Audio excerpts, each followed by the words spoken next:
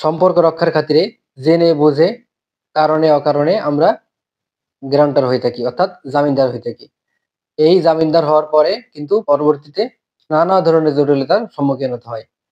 কি কি সমস্যার সম্মুখীন আমরা ভবিষ্যতে হতে পারি, সেই সমস্ত বিষয়গুলো নিয়ে আজকের এই ভিডিওতে আলোচনা করব। সবাই চ্যানেলটি সাবস্ক্রাইব করে লাইক শেয়ার করে সাথে থাকবেন। প্রথমেই যে বিষয়টা আলোচনা করতে চাই সেটা হলো গ্যারান্টি কি, অর্থাৎ ব্যাংক গ্যারান্টি যে আমরা দেই সেই গ্যারান্টিটা আসলে কি জিনিস। গ্যারান্টি হচ্ছে এমন একটা বিষয় যেটা আমরা প্রদান করে থাকি এই শর্তে ব্যাংক নিয়ে থাকি যে কোন যে ব্যক্তি ঋণ গ্রহণ করছে সে যদি ঋণ গ্রহণ করতে ঋণের টাকা পরিশোধ করতে না পারে, তাহলে ভবিষ্যতে এই ঋণের টাকা আমি পরিশোধ করতে দায়ী থাকবো, অর্থাৎ যে ব্যক্তি গ্যারান্টি দিচ্ছে সে এই ঋণের টাকা পরিশোধ করবে।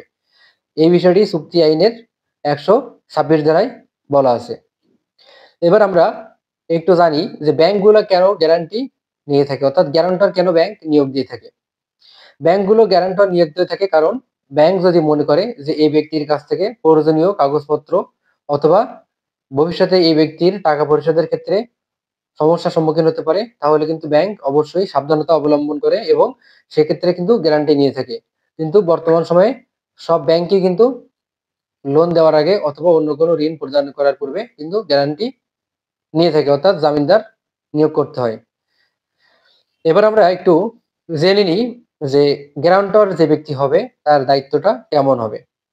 চুক্তি আইনের 128 ধারায় বলা আছে যে ব্যক্তি গ্যারান্টর হবে তার দায় কিন্তু মূল খাতক অর্থাৎ মূল যে ঋণ গ্রহীতা তার মতোই। ভবিষ্যতে যদি এই ঋণ গ্রহীতা অর্থ পরিশোধ করতে না পারে বা কোনোভাবে ডিফল্টার হয়, তাহলে কিন্তু ব্যাংক অথবা আর্থিক প্রতিষ্ঠান এই যে গ্যারান্টর আছে অর্থাৎ জামিনদার আছে তার থেকে কিন্তু এই ঋণের টাকা সম্পূর্ণভাবে উত্তোলন করতে পারবে। এবার আমরা একটু আলোচনা করতে চাই যে কোন ধরনের সমস্যাগুলা একজন গ্যারান্টর সম্মুখীন হতে পারে যদি সে গ্যারান্টি প্রদান করে।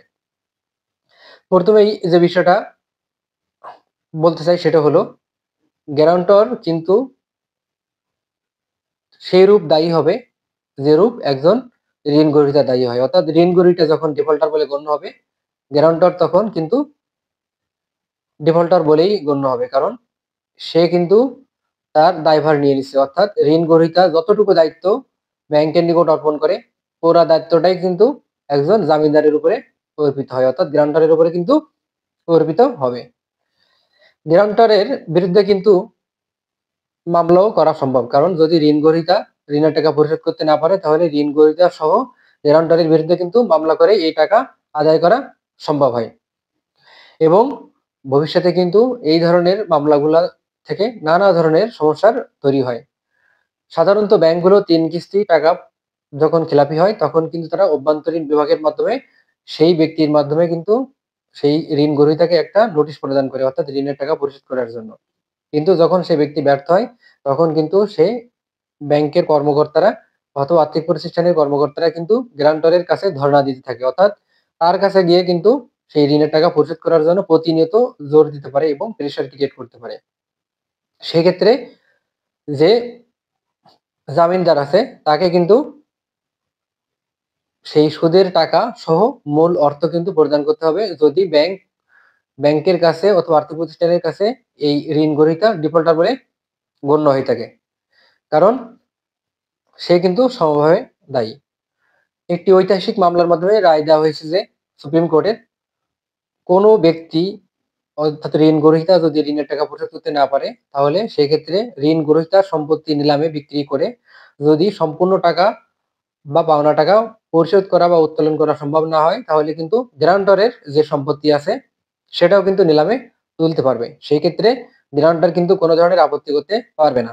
এই বিষয়টি কিন্তু অর্থ ঋণ আদালত আইন 2003 অনুযায়ী কিন্তু একই ধরনের বিধান করা আছে।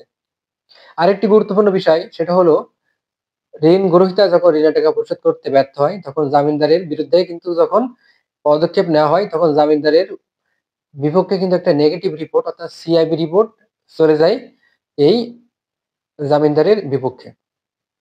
সুতরাং আমরা দেখলাম যদি ব্যাংকের গ্যারান্টার হতে হয় তাহলে কিন্তু অবশ্যই জেনে বুঝে সচেতন হয়ে আমাদেরকে গ্যারান্টার অর্থাৎ জামিনদার হতে হবে।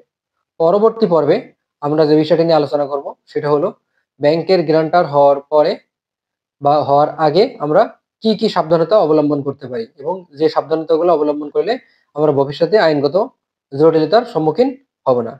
সবাই ভালো থাকবেন। ধন্যবাদ।